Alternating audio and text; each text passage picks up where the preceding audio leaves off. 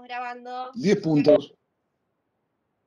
Bien, en el último encuentro habíamos hablado, o veníamos hablando, de las transformaciones que se dan a partir del fin de la Guerra Fría, es decir, a partir de la caída del muro de Berlín, o si ustedes, si se quiere, a partir o tras la desaparición de eso que fue el mundo bipolar, es decir, ese mundo que se dividía entre las potencias orientales, como la Unión Soviética, y que se planteaban como un mundo socialista, y las potencias occidentales, sobre todo hegemonizadas por Estados Unidos, que se planteaban como el mundo capitalista y libre, si se quiere. Tras ese fin, lo que observamos es todo un proceso de diáspora de los países que eran de la Unión Soviética. ¿Qué quiere decir diáspora? Estallan un montón de nacionalismos en lo que era la gran Unión Soviética. Nacionalismos que estaban antes de la Unión Soviética y nacionalismos que van a seguir estando, que persisten al día de hoy. Aparecen un conjunto de países, sobre todo en la región de Europa del Este, y conjuntamente con todo eso veníamos comentando, aparece ese proceso que llamamos la globalización. Y decíamos en el último encuentro que la globalización, tal como la entendemos, tiene que ver con la interconexión del mundo en tiempo real y tiene que ver, o está muy vinculada a ese proceso de desarrollo tecnológico que surge sobre todo a partir de la revolución tecnológica de la década del 70, puntualmente a partir de la aparición del microchip, a partir de la aparición del microchip. Habíamos dicho también que el mundo que se origina en el capitalismo industrial del siglo XX es un mundo que se apoya sobre todo en la existencia de petróleo barato. Es decir, todo el proceso industrial del siglo XX básicamente se apoyaba en la existencia de petróleo barato, y esto significó que, sobre todo durante las 3/4 partes del siglo XX, el barril de petróleo fuese un commodity internacional, y básicamente el precio de ese barril se definía o en Nueva York, o en Londres, o en las principales bolsas. ¿Qué sucedió en el camino? A partir de la década del 60 surge una organización que se llamó la OPEP. Dijimos, la OPEP es la Organización de Países Exportadores de Petróleo, agrupaba al 70% de los países que producían petróleo, y la OPEP decidió aumentar unilateralmente el precio del barril. Esto llevó a una crisis mundial conocida como la crisis del petróleo de 1970 y significó el reacomodamiento de toda la economía a nivel global. Dijimos también que ese proceso de globalización y esa revolución tecnológica hicieron posible el fin de lo que era el Fordismo, es decir, el modelo de producción en masa y la cadena de montaje, y apareció un nuevo modelo que algunos llaman toyotismo o modelo just in time, que básicamente se caracteriza por una producción deslocalizada. ¿Qué quiere decir una producción deslocalizada? Quiere decir que la vieja planta industrial, donde entraba la materia prima y salía un producto terminado, da lugar ahora a una cadena de montaje que no tiene un lugar físico específico. Es decir, una parte se produce en Indonesia, otra parte se produce en la China y todo se ensambla por ahí en Uruguay. No en Uruguay, pero sí en México. A esto me refiero con un modelo deslocalizado. Es decir, la producción, por ejemplo, no sé, de un mouse, por ahí las partes plásticas se hacen en Chile, por ahí las partes metálicas se hacen en otro lado, y por ahí el microchip se hace en Indonesia. No tengo en particular, pero a esto nos referimos cuando hablamos de una deslocalización productiva. ¿Qué más? En ese nuevo mundo, básicamente, decíamos que pierden protagonismo los organismos internacionales. Decíamos, por ejemplo, el caso de la ONU, cómo la ONU fue perdiendo importancia, sobre todo desde fines del siglo XX. Y tuvo mucha importancia, sobre todo en el marco de la Guerra Fría, por ejemplo. ¿Qué más decíamos respecto a todo esto?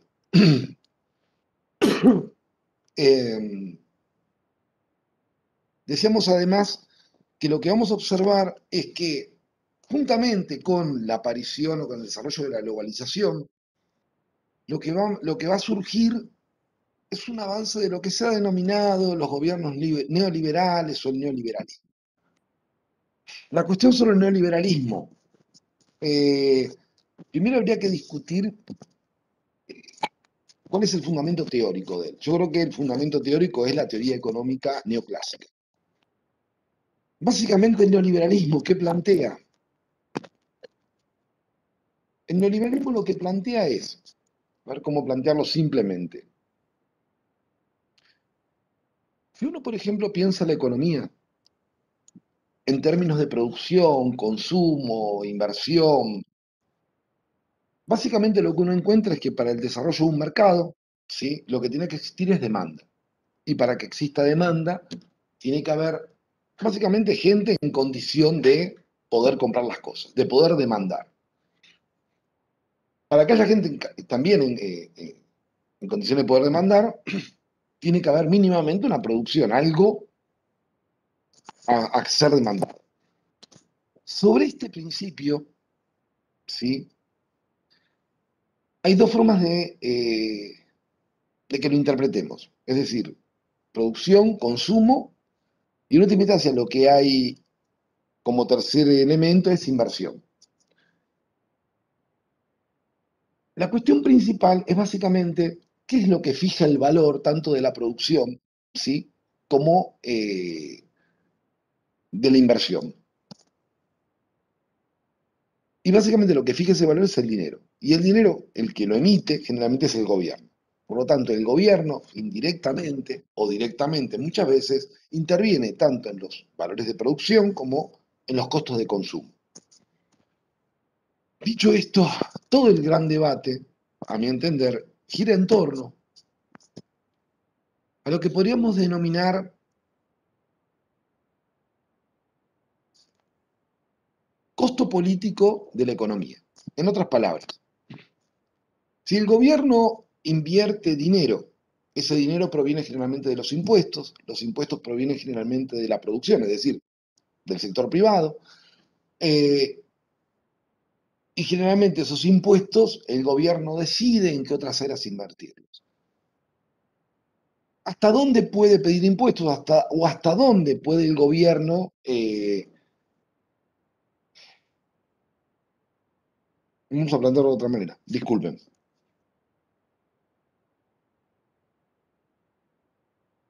Estoy pensando cómo plantearlo de un modo más simple.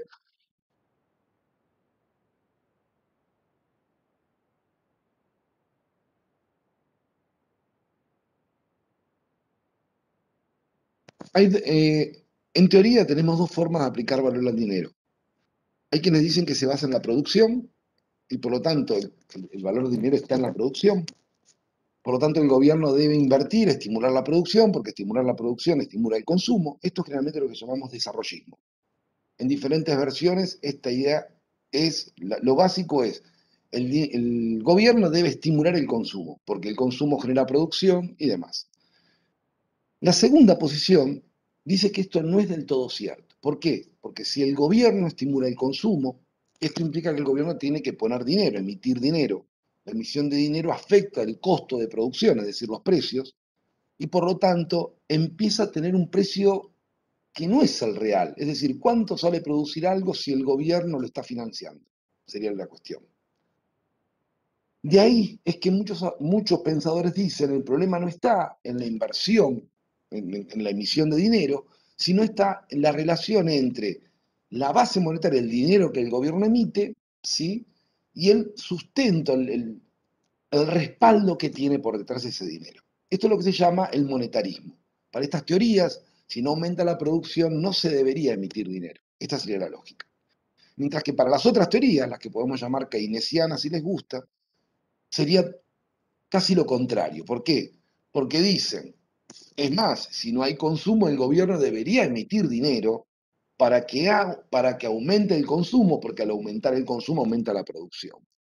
Unos van a decir, para que aumente la producción hay que reducir los impuestos, porque entonces se estimula la producción. Si se estimula la producción, esa inversión va a aumentar los puestos de trabajo, el aumento de los puestos de trabajo aumenta la capacidad de consumo, incrementa el mercado interno y por lo tanto se da un círculo virtuoso, dicen los sectores neoliberales. La lógica del neoliberalismo es que el Estado no es que no tenga que intervenir, es que intervenga de determinada manera, ¿sí? Es decir, intervenga generando las condiciones para que el mercado pueda funcionar sin mucha mayor intervención del Estado. Esas intervenciones en términos del neoliberalismo se entendieron concretamente como desregular el mercado financiero, se entendieron como liberar el comercio externo. De hecho, ustedes piensen que Argentina antes tenía, por ejemplo, las exportaciones estaban monopolizadas por la Junta Nacional de Granos. No es que cada empresa exportaba libremente. Pongo un ejemplo así. Eh, y a partir de esos dos pilares, liberación del comercio y liberación del sistema financiero, un conjunto de 10 puntos que se conocieron como el consenso de Washington. Básicamente eso sería lo que llamaríamos el neoliberalismo, en principio. El neoliberalismo expresado tanto en algunas políticas, tanto en América Latina como en el mundo, digamos que tuvo su apogeo en los 90, es decir, en plena época de crecimiento de la globalización y en plena época donde el mundo estaba empezando a, a transformarse de ese mundo bipolar en lo que vamos a llamar un mundo multipolar. Ese mundo multipolar va a empezar a caracterizarse justamente a medida que emerge el neoliberalismo, va a empezar a aparecer ese mundo multipolar donde las diferentes regiones van a empezar a conformar bloques. Los bloques más conocidos, el más conocido en los 90 va a ser cómo se va consolidando el espacio de la Unión Europea, y en el caso de América Latina, el Mercosur, y en el caso de América del Norte, el espacio del NAFTA, ¿sí? Que luego iba a ser un intento por construir el ALCA que fracasó, pero digo, el NAFTA existe al día de hoy. Digo, lo que se quiere marcar es que va a aparecer una etapa que va a empezar a caracterizarse por la aparición de bloques económicos en los diferentes lugares del mundo. ¿Qué más? Eh, Vamos a encontrar, sobre todo a partir de inicios de la década, inicios del siglo XX, XXI, perdón, a partir del 2000, un abandono progresivo de las posiciones más radicalizadas de esta teoría neoliberal y un entendimiento porque el Estado vuelve, o una nueva forma de entender que el Estado tiene que volver a intervenir en algún sentido en la economía.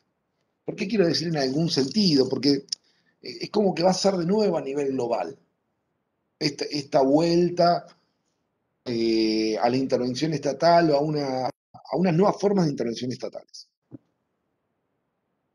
¿Qué más agregar respecto al final? Lo que vamos a encontrar también es que a medida que va desapareciendo un poco la importancia que tenían los organismos internacionales como la ONU, las Naciones Unidas y demás, perdón, las Naciones Unidas o el Banco Mundial o el Fondo Monetario Internacional, organismos que por ahí, organismos internacionales que en los 90 y sobre todo durante la mitad del siglo XX tuvieron un rol fundamental en el mundo, van perdiendo ese rol y en su lugar va apareciendo, si se quiere, poco a poco se va dibujando el rol de nuevos espacios de disputa hegemónica, vamos a decir. ¿Qué quiero decir con esto? Poco a poco va a empezar a configurarse el rol de China como potencia mundial, poco a poco va a ir configurándose lo que podríamos decir el declive de Estados Unidos como potencia mundial y en algún punto van a empezar a reacomodarse o a reacomodarse el mundo hasta llegar al momento actual, donde esas economías de bloques han perdido preeminencia nuevamente, es decir, el Mercosur, la Unión Europea, van perdiendo un poco la preeminencia que tenían y comienzan a emerger nuevas tensiones. De hecho, en la Unión Europea emerge una tensión tan fuerte que termina en la salida de Inglaterra, del Reino Unido, de la Unión. De hecho, comienzan a debatirse, Grecia en su momento también debatió su salida de la Unión Europea, a esto me refiero con tensiones. El Mercosur ha perdido en los últimos tiempos de nuevo su impronta, la importancia que tuvo por ahí en 2010, en la última década la ha perdido y en la actualidad casi no tiene mayor relevancia. A esto me refiero con este nuevo cambio que se va dando. Hay un texto que está en la bibliografía de la cátedra y que yo les recomendaría en principio trabajar, que es con el que vamos a empezar a trabajar, eh, que es la Sociedad de Riesgo Mundial. Un poco lo que se va a plantear ahí, y con esto ya terminamos por hoy, creo. No sé, Mica, cuánto quedó de los 20 minutos, Vamos 15 minutos. pero... Ah, bien. Con esto termino. Un poco en la Sociedad de Riesgo Mundial lo que va a plantear Beck es la idea de que estamos dejando, Beck escribe ese texto en 1980, y él lo que plantea en ese momento es la idea de que estamos dejando de lado el capitalismo, la sociedad capitalista tradicional, ese capitalismo industrial, y que estamos entrando a lo que él llama la sociedad de riesgo, a una sociedad de riesgo global, que, es, que no es radicalmente diferente al capitalismo, básicamente, pero que es una nueva forma de producción, dice Beck. Imagínense que el análisis de Beck en 1980, uno podría decir que está en un conjunto general de análisis que iban en esa dirección. Hay un texto de Lashi Harry donde en la misma época hablan del capitalismo desorganizado, ¿sí? Como esa etapa nueva que empezaba a configurarse, sobre todo después de la crisis del 73, donde Europa empezaba a ver que esas grandes potencias iban perdiendo peso, porque la realidad es que tanto Estados Unidos como la Unión Soviética, sobre todo tras la crisis del 73, comienzan a perder la impronta y el peso que iban teniendo, y no es casual que empiecen a ir a ese proceso de desarme. ¿Se acuerdan que habíamos visto durante la Guerra Fría? Sobre todo a partir del 82 comienza ese proceso de, de, de pérdida de tensión de las relaciones y el proceso de,